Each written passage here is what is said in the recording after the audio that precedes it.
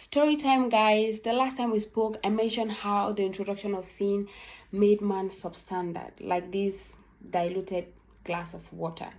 So man was made to be in a particular quality, but sin, disobedience, rebellion made us to lose that quality.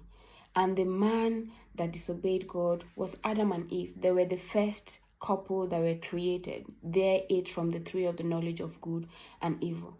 And you may be wondering, how does that affect me? Why do I need to be saved from sin? Or why do I need to be saved when the sin was committed by some other person? You know how in biology, when a couple give birth or when someone gives birth, the child inherits traits of their parents. That's how it is here. So Adam and Eve, as the first parent, had sin in them. Every child that they gave birth to, or every child that was born afterwards, also inherited the sinful nature in their DNA.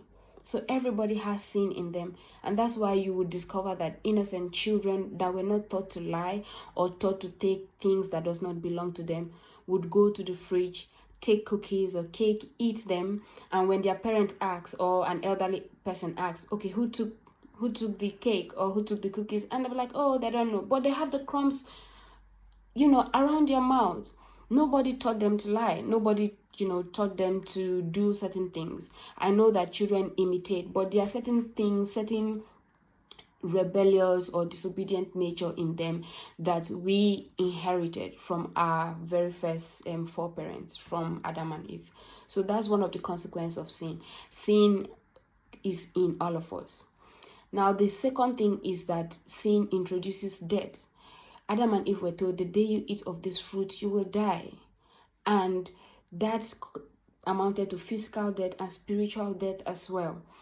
Also, we lost the relationship we used to have with God, that God would come and have communion with us and have fellowship, intimacy with us as a friend would.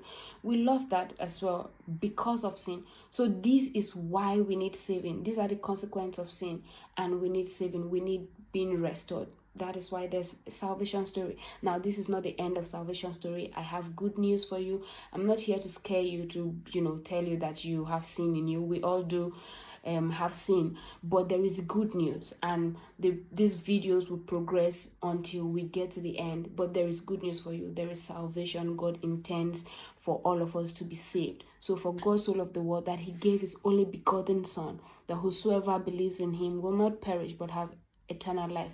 I hope this bless you. Please do well to share and come back for more videos. Thank you so much. Bye.